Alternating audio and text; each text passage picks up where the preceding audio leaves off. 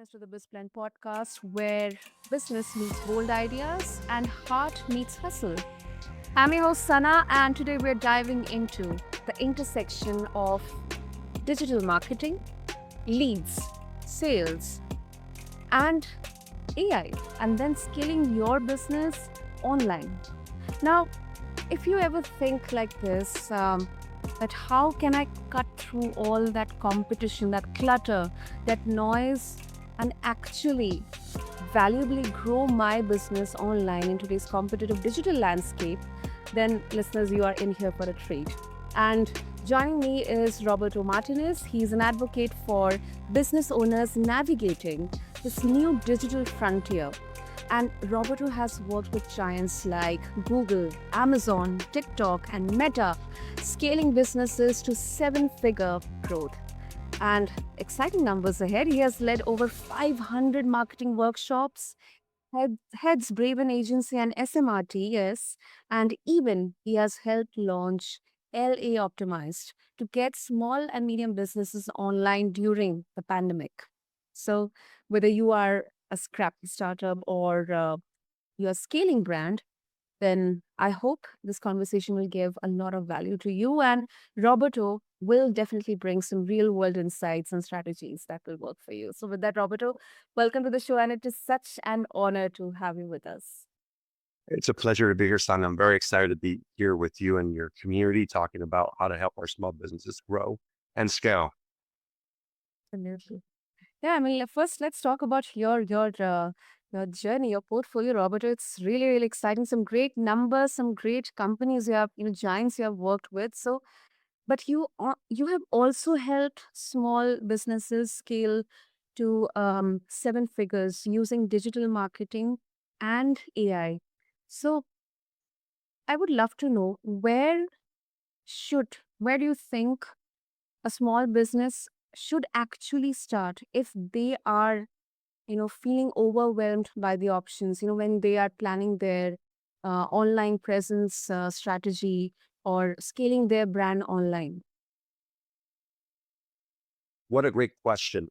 It depends where we are as a business. If we're just getting started, we want to have an MVP, most viable product, and test out that MVP in the marketplace. We don't want to spend a lot of money. We want to make sure that there is a market fit. So what do? We get the product or service and we test it out on free platforms. If it's a product, Pinterest, Facebook, Marketplace, Instagram will let you promote your product at no cost. And that will give you feedback to see if there's a market fit. Now, if we're bigger, if we're already in the market and we're ready to grow and scale, then it's all about monopolizing the different solutions out there like TikTok Shop, Google ads, Facebook ads, Instagram ads, LinkedIn ads to really drive the funnel, but also having an amazing website that allows you to convert those prospective customers in real time. And so understanding, is this product a product fit? And if it is a product fit, let's leverage some of these amazing channels to drive sales. Mm. Yeah, and because I know many of our listeners, they feel like they're constantly behind. There's so many platforms right now to look over to, and every other platform has a new feature, new trend coming up every day or every week. So here exactly lies, or this exactly ties to my next question, Roberto. So let's say I do have a blueprint to start making my brand present digitally online. However, I don't know where to start, on which channel to look forward to. And then there is another question coming up about the budget. Since you have worked with giants like Google, Amazon, and then you're also helping small businesses. So I think more than the channel they need to work on, or the platform they need to work on, I think the biggest concern here sometimes you know uh, comes up is the budget. Maybe as a small business, I may not have enough budget to compete with a giant like Amazon. Let's say if I'm starting some kind of e-commerce business or e-commerce brand. So what's your view on this, Roberto? No, I get it. It's really difficult sometimes for our business owners to get started, to get traction. and to leverage the right channel and invest in the right place. So the first thing that always helps me and my team communicate to our business owners is, let's make the numbers make sense for you. What's the average cost to acquire one of your customers? And how do you acquire your customers? Understanding that is going to help you lower that anxiety level we all feel when we're spending our own hard earned dollars to grow our business, to grow our company. And so the second thing you can do is understand your customer acquisition cost and how much that prospective customer is cost in each one of those channels. So let's say customer acquisition cost is how much do you have to spend to acquire that customer within a digital marketing spend.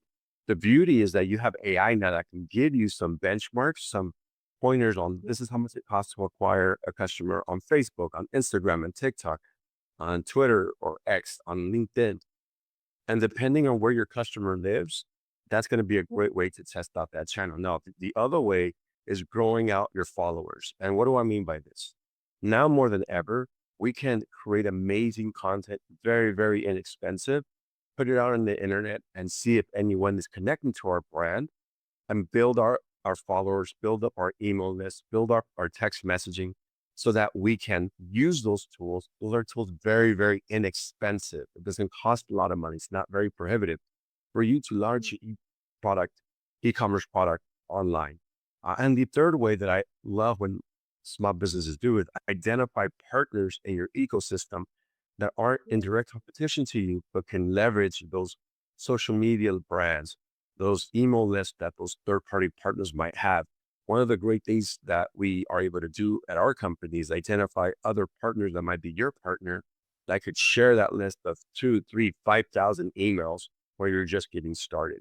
And so that allows you to reach scale very quickly without breaking the bank. Wow, yeah, that this is a very effective channel. I think it's affiliates and within the network uh, to look out for. And also, I think with regards to the second point, correct me if I have understood it wrong. So it means that, Roberto, as a small business, let's try out all these channels. Let's put out content and then see where are we getting more engagement or more followers, something like that, or it's something differently to be Yeah. approached. So the first thing is just understanding where the customer live, talking to that customer that buys from you, understanding how they found you. It's a lot of market research. We call messaging strategy and survey, just touching that customer and saying, how did you hear from us? Why did you buy from us? Like, where did you buy? Where did you connect with our brand? And so for us, we just have to find out where they're at. Now, I love what you said. Affiliates is really important, but identifying the best affiliate, identifying the best channel for you as a small business owner is going to be crucial because you want to, let's say you have 5 channels. You talked about them, the social media channels and all those that are involved with their email marketing, paid ads, affiliate or referral, and not all channel is the best channel. You want to identify the best channel for your product that sells at the highest margin. So while all 4 channels might be selling, you want to identify the one that sells at the highest rate at the lowest cost. And so you have to leverage some of those street tools. One of the things that I highly recommend anyone do is start by just having an online presence. And if you have a little bit more budget, create that website because that website is going to let you to connect with online analytical tools like Google Analytics, Google Search Console, and Google Tag Manager. So you could see where your customer came from and where your customer converted. And once you do that, the guessing game becomes obsolete. You no longer have to guess. You can use real life data to guide your decision making. Hmm. Yeah, makes sense. Makes sense.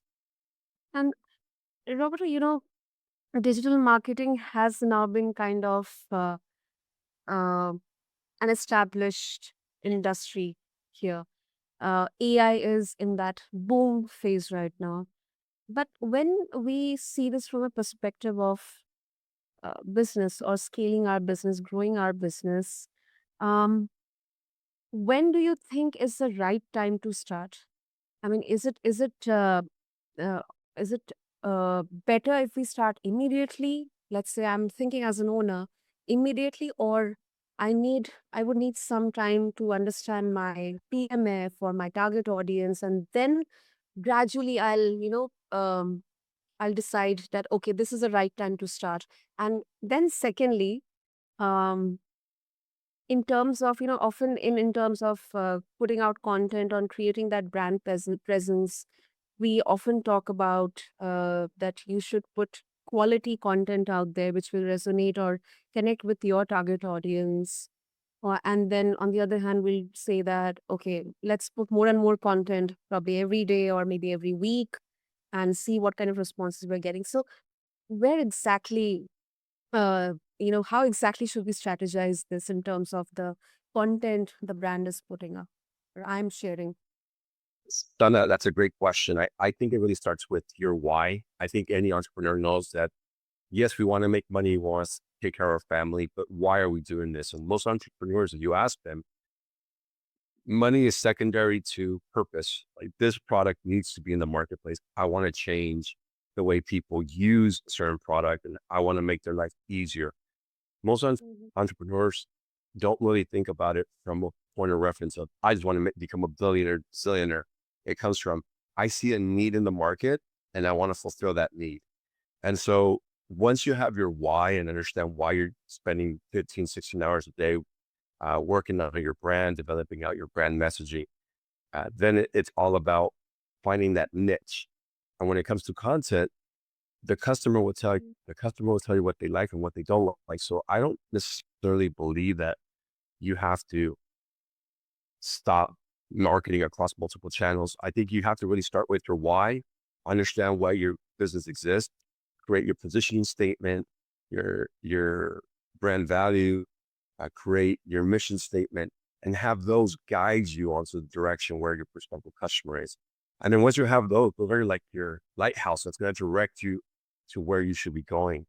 And they're going to guide you in how you message that strategy. Now, obviously, you understand why you exist. You developed your messaging strategy, your positioning statement, your why. Mm. Now it's time to communicate that to the audience and see if it resonates. See if that audience says, yes, that message resonates with me. That type of brand resonates with me and what they're trying to sell. I want to buy, or no, that doesn't really resonate with me. So creating the content and then testing it out in the marketplace is going to be crucial. So there's no such thing as too much content. It's understanding the value of the content of your end user. So really trying to get into the shoes, and this is where design thinking is such a great tool. Getting into the shoes of your customer and feeling their journey, feeling their pain, and identifying the why they would want to buy from you is going to help you with the content. And so once you feel that pain, then you can create content around that pain and how your solution, your product and or service is going to make that pain go away in a day, in a week, in a moment. And so, and you could use, you could create lead funnels, you could create lead magnets that allows you to inform them with information of how your product or your solution, or more importantly, your Mm. expertise in the space is going to make their life a lot easier. So that's what you're seeing right now in the content marketing space. They're identifying a Yeah. pain point and they're providing a huge amount of content on how they're going to make your life easier if you listen to them. And so there's no such thing as too much content. The content is there to see if your message is resonating with the end user. And once you figure out, yes, this message resonates with them, then it's time for you to create multiple styles of that content across multiple channels. Totally, totally. That is really important. That is really important. That's such a great takeaway for all the entrepreneurs and business owners out there. And another, I think, aspect which is really so it's holds so much of importance in digital marketing is personal branding. And I think this is very much relevant, especially in for small businesses who, although they are physically locally present, but I think pandemic kind of forced them to create an online presence as well. We have seen many traditional businesses locally present who are physically available, but during the pandemic, we saw such a pivotal shift that had to be done. It was kind of imposed upon them to make that transition. So, what kind of strategies would you recommend for a business owner if they want to create an online presence, maybe with help of personal branding? especially for local businesses. Yeah, well, people buy from you and they buy you as the extension of the product. So you have to understand what your local personal brand is. And if you Mhm. want it to be associated with your company, that's a really difficult decision for some business owners. But it's up to Mhm. them if they want to do that or not. They could use someone else within their company that they trust. They could use avatars now with AI. You don't necessarily have to be the face of your company. You could have an avatar look alike be the face of your company, talk, walk, speak, and create a massive amount of content in that avatar's likeness. And that likeness can be a likeness to you.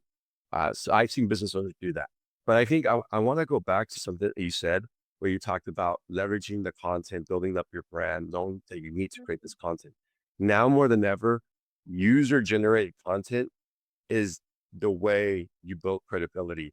Identifying third party associates, affiliates, whatever you want to call them, that could repurpose your content and push it out on your behalf is going to be extremely helpful. There's a lot of platforms right now that allow you to get reach very quickly using that user generated content. So platforms like this is why platforms like TikTok are so influential because it's a third party person in essence say, I trust this brand, I trust this person, you should trust Mhm. them too.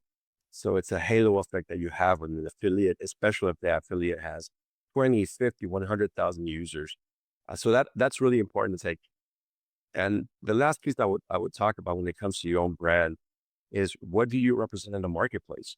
I love the idea of developing out entrepreneurs and business owners as thought leaders. You are a thought leader because you say, I believe in this product. I live my life developing out this Yeah. product or service. And so I have expertise in that space. So I don't necessarily think it's about generating content, but I think it is about you want to share your gift to the world. And if you see it in that lens, it's more of your helping your consumer better understand the industry, the sector, how to use this product, how not to use that product, what's coming on over the horizon. And that builds trust and credibility. And so when you're developing up your brand, you are the thought leader in that space. You want to build up the trust in your consumer. So how do you do that? By telling them what's going to happen, how it's going to happen, why this is important for them to recognize, how are you going to help them maneuver or guide through that space. And so Mm. that way you can just create a ton of content because you are the subject matter expert. We all know that uncle or that cousin or that friend that knows a lot about one thing and one thing only, and that's all they talk about. That's in Yeah. essence what you want to do for your brand.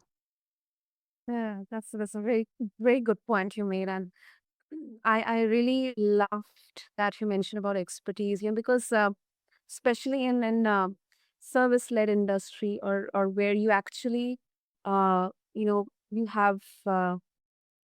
you have worked hard, you have created a product or a service with your expertise, and you want to share that gift with others out there. I think um, I, I would say that the customers who are coming to you, who are connecting with you, they'll see the value in your expertise.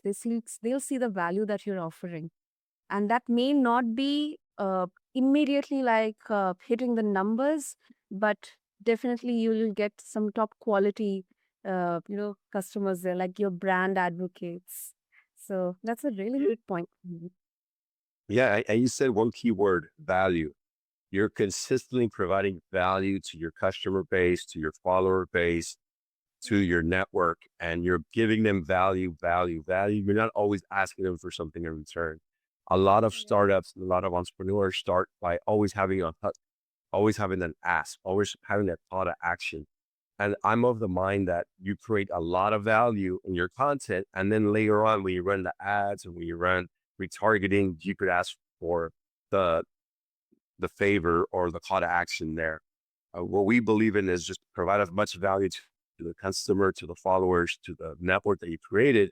And then later on, you'll do the CTAs, the cost to action, because they want to trust you. And it's still worse when you're over here, you're talking about how amazing you're going to make their lives, how you're going to lower their pain point. And at the very end, you're like, follow me now and buy my product.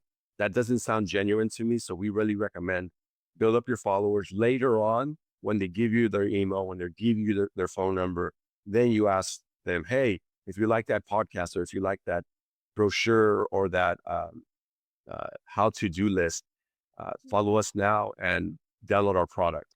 But you don't do it in the moment that you're building that trust. Mm, that's true.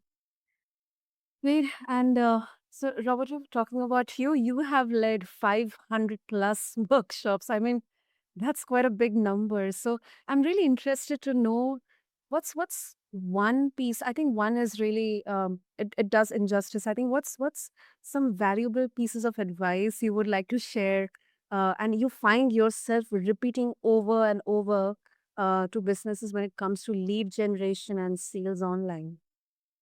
Yeah, well, the work that I do with these tech companies is I provide technical assistance training and workshops for them to better understand how to use those solutions, how to grow their sales. And so the one thing that I always remember when I talk to them and I always walk away from is you have to stay focused on the value that you're giving to the end user. Sometimes we get caught up in the features of our products. Like this does X, this does Y, we lower up, and that's great, but really hone in on the why. Like you are working with, and it has to be emotional. It has to be people buy based on emotion. They'll justify their reason later with logic, but they have to feel the reason why. So a lot of entrepreneurs spend a lot of time on the features, like, oh, this does, five different things at 10 different ways. And sometimes that's analytical, that's logical. What you really want to talk about is the pain that the customer is going through and how you are going to resolve that pain or the happiness you're going to give the customer and how, yeah, you can buy other products or use other services, but this is going to make you 10 times happier. I'm exaggerating here with the percentages, but the customer has to feel that you're providing them something 10 times better than anything else that they're going to experience. And that you don't do that through features. You do that through the trust, through the confidence, through the ability to demonstrate the value, like you talked about before. And so you mentioned my company, Smarts. Uh, uh, it's a software tool, and Mhm. a lot of businesses, when we started, we talked about, oh, you increase revenue by 15%. If you're an e-commerce product, you increase revenue by 45%. And we are able to identify and benchmark your pain points, blah, blah, blah. And the truth is that didn't really sell. You know what sold, Sana? Uh, we are your AI business consultant. We're your AI business coach. We are here with you every step of the way. You can trust us to be here. And that made them feel I'm not alone. I feel safe. I'm willing to spend the money as opposed to 15%, 45%, 75%, whatever. They don't like that's nice and I like that, but I'm alone. I'm an entrepreneur. Who's going to help me? Who could I talk to help me? And that's Mhm. where our solutions step into. And so the messaging is very important to get right. And so within those 500 courses that I've trained entrepreneurs is understanding that you are a storyteller. You're telling your story. You want to lead with that emotion. You want to engage them. You want to say, hey, I like that guy. I don't know what he's selling, but I'll buy from him. Or I like that girl. I don't know what she's providing, but I want to work with her. Mm, yeah, yeah. I completely agree with you, and that's really smart, really smart. Great, great, Robert.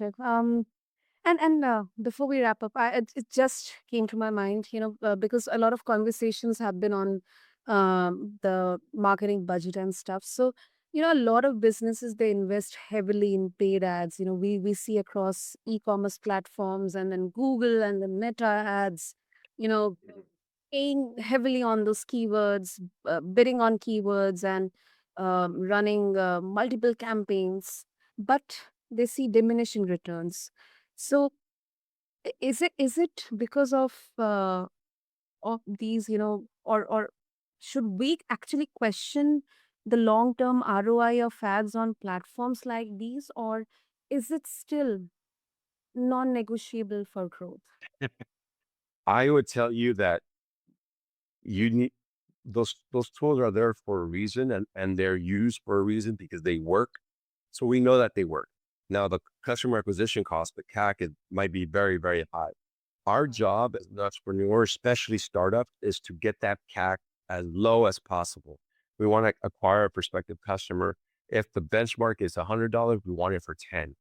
And so understanding how do you do that? How do I lower my cost?